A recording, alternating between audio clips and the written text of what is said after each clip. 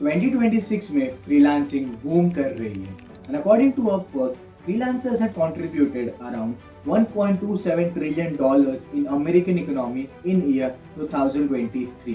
और ये सिर्फ अमेरिका की बात नहीं है, इंडिया, पाकिस्तान, बांग्लादेश और ऐसे साउथ एशियन कंट्रीज में फ्रीलांसर्स की एक न्यू जनरेशन इमर्ज हो रही है जो इंटरनेशनल क्लाइंट के साथ काम करके डॉलर्स में अर्न कर रही है। रिमोट जॉब्स की डिमांड हर साल इंक्रीज हो रही है और एआई टूल की हेल्प से काम फास्ट और इजीली डिलीवर करना पॉसिबल हो चुका है। Internet isn't just a place to browse, it's your global market. And this video is all about how can you start freelancing in 2026 and how can you make money from it. What is freelancing? पहले freelancing का मतलब समझते हैं because बहुत लोग इस word का एक डिफरेंट मीनिंग समझ लेते हैं। फ्रीलांसिंग का मतलब है आप क्लाइंट के लिए प्रोजेक्ट या कॉन्ट्रैक्ट बेस पे काम करते हो और उसके बदले क्लाइंट आपको थोड़े से पैसे देता है। Here you are your own boss, you set your rate, you choose your client. Sounds amazing ना, but here is the catch, freelancing एक बिजनेस है। यहाँ आप सिर्फ काम डिलीवर नहीं करते हो, यहाँ आप एक 1% कंपनी रन कर रहे हो। आपके ट्रेडिशनल जॉब की तरह नहीं, जहाँ बॉस आपके लिए आपका क्लाइंट लेकर आएगा, आपकी सैलरी भी फिक्स होगी और एचआर डिपार्टमेंट आपका सारा मैनेजमेंट का काम देखेगा। यहाँ आपको ये सब खुद करना है। That mean learning new skill, finding client, financial management, trust building are all part of this game.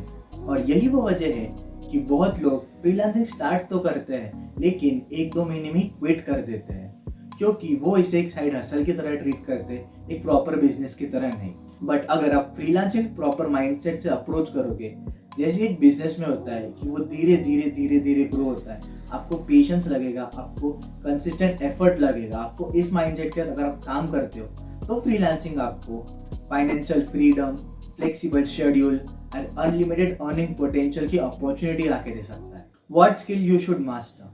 सही स्किल चूज करना is one of the most important step in this journey. So इसीलिए इसमें थोड़ा सा टाइम इन्वेस्ट करो and I will suggest go for a skill which is high in demand and matches your interest।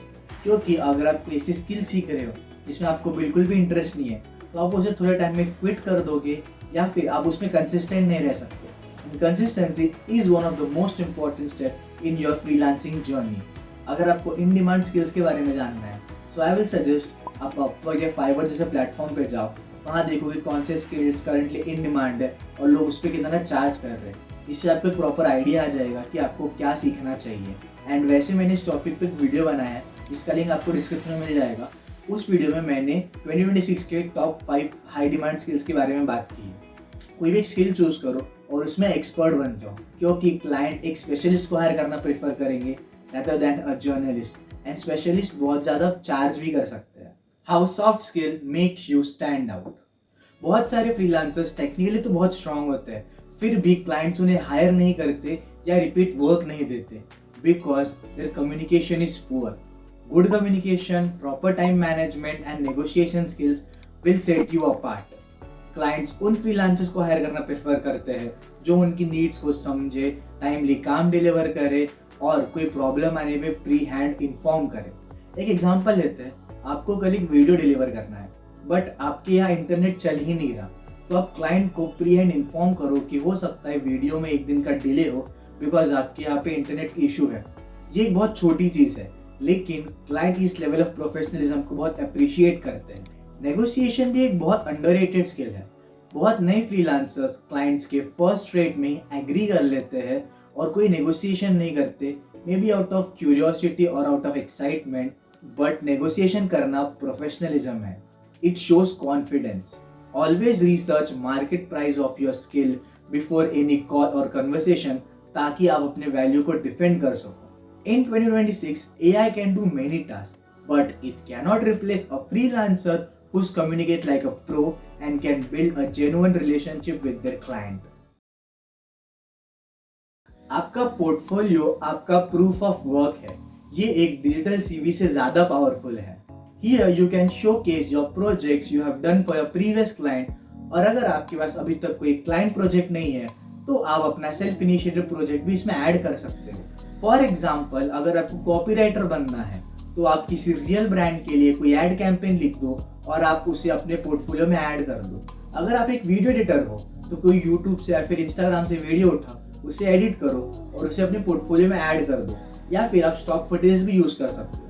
Client को पता नहीं चलता कि ये क्लाइंट प्रोजेक्ट है या फिर आपका सेल्फ मेड प्रोजेक्ट, उनको सिर्फ क्वालिटी से मतलब है। And you can also create your own portfolio website using tools like Canva and Wix, but it should not be fancy, it should be professional. आप गूगल ड्राइव में भी अपना portfolio बना सकते हो, but make sure it is organize, because first impression is the last impression. एक pro tip देता हूँ, अपने पोर्टफोलियो में रिजल्ट्स हाईलाइट करो। For example, don't say like this, I created a logo for a cafe. Instead, say, I recreated a logo for a cafe which helped them increase their social media engagement by 40%. इससे आपके hiring chances बढ़ जाते हैं, but हमेशा genuine result से highlight करना, कुछ भी आलतू फालतू मत लिखना, बिकॉज वो क्लाइंट को समझ जाता है कि ये जेन्युइन है कि ये नहीं है। अब जब आपका पोर्टफोलियो बन गया है, तो अब बात करते हैं कि क्लाइंट्स कैसे ढूंढे। How to find clients. Clients ढूंढने के दो तरीके हैं, इनबाउंड और आउटबाउंड, और आई विल सजेस्ट आप दोनों वे से ट्राई करो कि आपको किस वे से क्लाइंट्स मिल रहे हैं। सबसे पहले बात करते हैं आउटबाउंड क्लाइंट्स के बारे में। आउटबाउंड क्लाइंट्स में आप खुद क्लाइंट को अप्रोच करते हो। ये इनिशियली एक फास्टेस्ट वे है क्लाइंट एक्वायर करने का। ऐसे बिजनेस को टारगेट करो जिस बिजनेस को आपकी स्किल से बेनिफिट हो। फॉर एग्जाम्पल, अगर आप एक सोशल मीडिया मैनेजर हो तो ऐसे बिजनेस को टारगेट करो जिनका सोशल मीडिया प्रेजेंस वीक है। उन्हें एक प्रोफेशनल कोल्ड ईमेल भेजो, कॉपी पेस्ट मत करना। ऐसा मत करना कि आपने एक कोल्ड ईमेल लिख लिया और वही 10 क्लाइंट को भेज दो, ऐसा मत करना। सबसे पहले उस बिजनेस की प्रॉब्लम समझो और आपकी स्किल वो प्रॉब्लम कैसे सॉल्व कर सकती है ये लिखो। अगर आप ये चीजें मेंशन करोगे तो आपके मेल के रिप्लाई आने के चांसेस बढ़ जाते हैं। और कंसिस्टेंटली हर रोज 30 to 40 मेल जरूर लिखना, और या फिर आप इंस्टाग्राम पे भी उनको रीच आउट कर सकते हो। अब बात करते हैं इनबाउंड क्लाइंट्स की। आउटबाउंड क्लाइंट्स बनाने में थोड़ा सा टाइम लगता है, लेकिन ये एक लॉन्ग टर्म सस्टेनेबल स्ट्रैटेजी है। इसके लिए आपको आपकी लिंक्डइन, अपवर्क या फाइबर जैसे प्रोफाइल को ऑप्टिमाइज करना है और वहाँ लिखना है कि आपके स्किल्स कैसे उन्हें हेल्प कर सकते हैं। रेगुलरली अपने सोशल मीडिया हैंडल्स पर अपने नीश से रिलेटेड हेल्पफुल कंटेंट पोस्ट करना स्टार्ट करो। जब कोई क्लाइंट ये कंटेंट देखता है और उन्हें लगता है कि हाँ ये बंदा काम का है, ये हमारा काम कर सकता है, तो वो खुद से रीच आउट करते हैं और वो एक लॉन्ग टर्म क्लाइंट में कन्वर्ट हो सकता है, क्योंकि वो आपका काम देख के आपके पास आया, तो उसको आपके बारे में पता है कि आप करते क्या हो, आप उन्हें कैसे हेल्प कर सकते हो, उन्हें पता होता है। एक प्रो टिप देता हूँ, आपके फर्स्ट प्रोजेक्ट के बाद हर क्लाइंट से उनका टेस्टिमोनियल लो और वो टेस्टिमोनियल अपने सोशल मीडिया हैंडल पे पोस्ट करो। इससे ट्रस्ट बिल्ड होता है क्लाइंट्स में। ये स्टेप आपको ओवरनाइट फ्रीलांसर नहीं बना सकते, और जो भी ओवरनाइट सक्सेस का प्रॉमिस करता है वो झूठ है।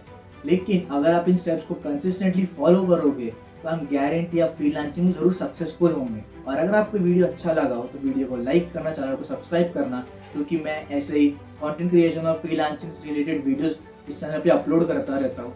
मैं मिलता हूं आपसे नेक्स्ट वीडियो में, तब तक के लिए स्टे स्किल स्टे सक्सेसफुल।